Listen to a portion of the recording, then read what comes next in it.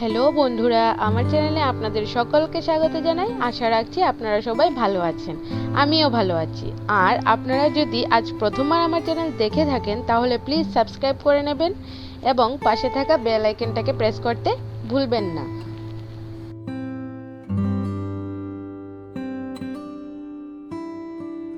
আজকের এই পর্বে আমি আপনাদের সাথে শেয়ার করব ছোট দেশি আলু দিয়ে সজনে ডাঁটার নিরামিষ চচ্চড়ি। খুবই সহজ পদ্ধতিতে এবং ঘরে থাকা অল্প উপকরণ দিয়েই আমি এই রান্নাটি করেছি। তাহলে আর দেরি না করে চলুন রান্নাটা শুরু করি।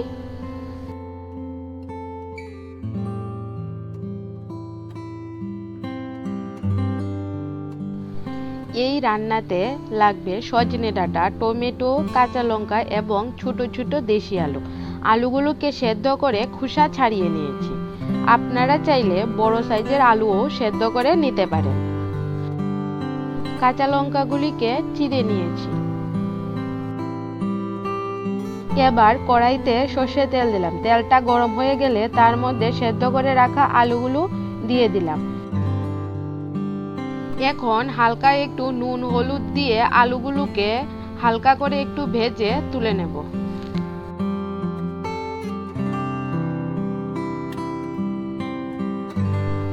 আলুগুলো ভাজা হয়ে গেলে আলু ভাজার তেলেই পাঁচ ফোড়ন ফোড়নে দিলাম।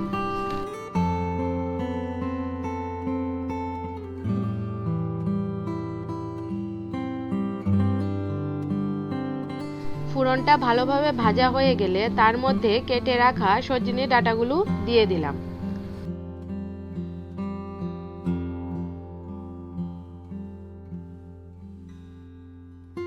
ফোড়নের সাথে সজনে ডাঁটাগুলোকে হালকা একটু নাড়িয়ে তার মধ্যে একে একে হলুদ গুঁড়ো, লঙ্কা গুঁড়ো, জিরে গুঁড়ো ও ধনে গুঁড়ো দিয়ে দিলাম।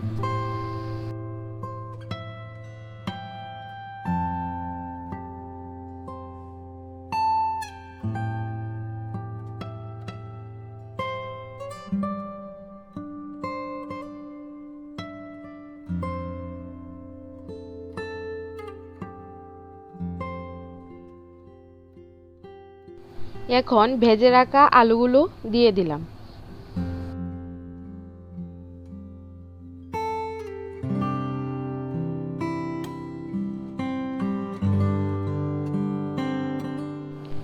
কেটে রাখা টমেটো ও চেরা কাঁচা লঙ্কাগুলো এখন দিয়ে দিলাম।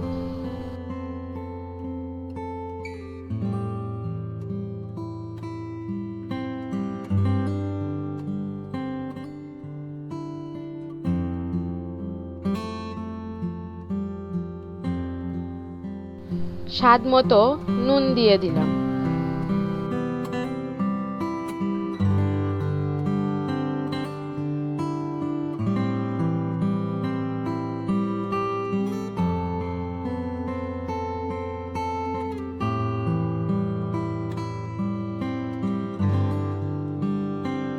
সবজির সাথে মশলাগুলোকে ভালো করে ভেজে নিয়েছি। এবার পরিমাণ মতো জল দিয়ে দিলাম।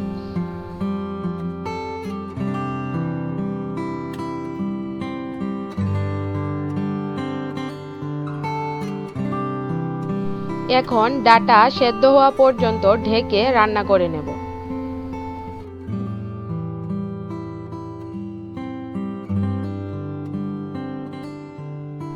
ঢাকনা উঠিয়ে নিলাম। এখন ঝোলটাকে আরও একটু ফুটিয়ে নিলেই রান্নাটা হয়ে গেল।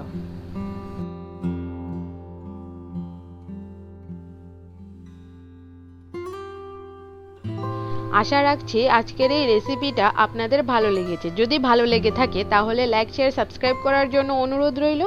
তাহলে আজ এই পর্যন্তই, দেখা হবে আগামী পর্বে।